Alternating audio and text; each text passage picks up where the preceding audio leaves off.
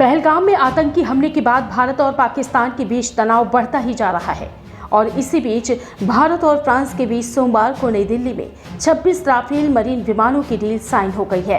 ये डील भारतीय नौसेना को पहले से अधिक सशक्त बनाने में महत्वपूर्ण योगदान देने वाला है। भारत और फ्रांस के बीच बड़ी डील। 26 राफेल मरीन विमानों से भारतीय नौसेना होगी मजबूत। मीडिया रिपोर्ट्स के मुताबिक भारत सरकार ने फ्रांस के साथ इस डील के लिए लगभग 63,000 करोड़ रुपए खर्च किए हैं। डील के तहत विमानों में 22 सिंगल सीट और 4 ट्विन सीट विमान शामिल हैं। भारत की तरफ से रक्षा सचिव राजेश कुमार सिंह ने इस डील पर साइन किया है और इस फाइटर में परमाणु बम दागने की क्षमता से लैस होंगे।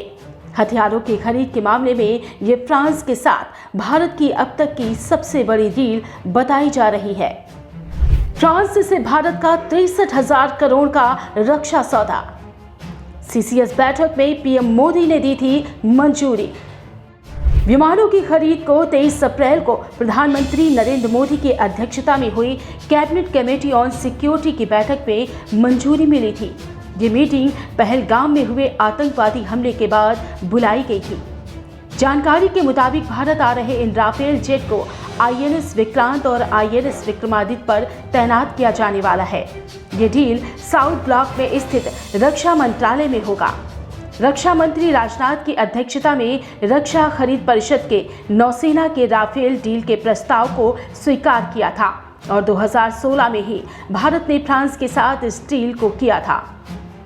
भारतीय नौसेना ने बताया कि राष्ट्रीय राजधानी के साउथ ब्लॉक स्थित रक्षा मंत्रालय के मुख्यालय में इस सौदे पर हस्ताक्षर किए गए हैं। सुरक्षा मामलों की कैबिनेट समिति ने इस महीने की शुरुआत में इस सौदे को मंजूरी दी थी।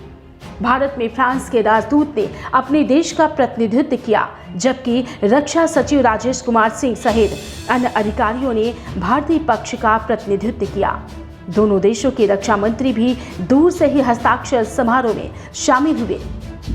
असल में MiG-29 के फाइटर जेट पुराने हो चुके हैं और कहीं न कहीं उनका प्रदर्शन आज के हाईटेक टेक्नोलॉजी के दौर में खराब है। मसलन देश की ताकत को बढ़ाने के लिए नए एयरक्राफ्ट की जरूरत सेना को है। राफेल ऐसा जेट से जिसे भारत पहले से इस्तेमाल करता है और इसका फायदा आने वाली जेट्स की खेप के बाद उसे और भी ज्यादा होगा। अहम बात यह भी है कि भारत की जरूरतों और कैरियर इंटीग्रेशन को ध्यान में रखकर इन जेट्स को तैयार किया जाना है। राफेल एम की डिजाइन और क्या है इसकी खासियत? विमान वाहक पोतों के लिए किया गया खास डिजाइन।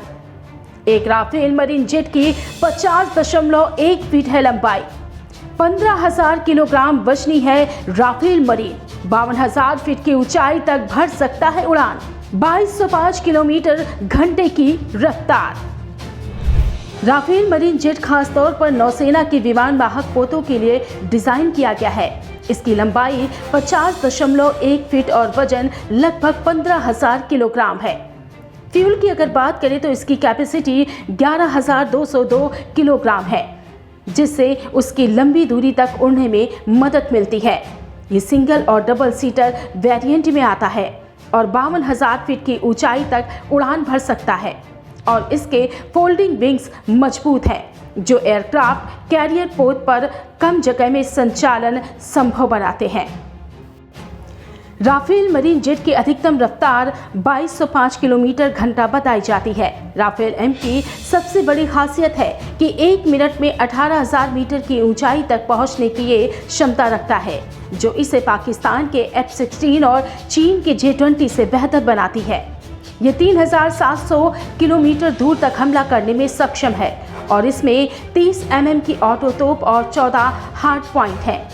राफेल एम शक्तिशाली एंटीशिप मिसाइलों से लैस हो सकता है, जो हवा से हवा और हवा से जमीन पर मार करने में सक्षम है। इसमें विशेष रडार भी हैं, जो पनडुब्बियों का पता लगा सकते हैं और उन्हें नष्ट कर सकते हैं। इसमें हवा में ईंधन भरने की क्षमता भी है, जिससे इसकी रेंज बढ़ जाती है। सबसे अहम है कि राफेल एम न्यूक्लियर अटैक करने की क्षमता भी रखता है।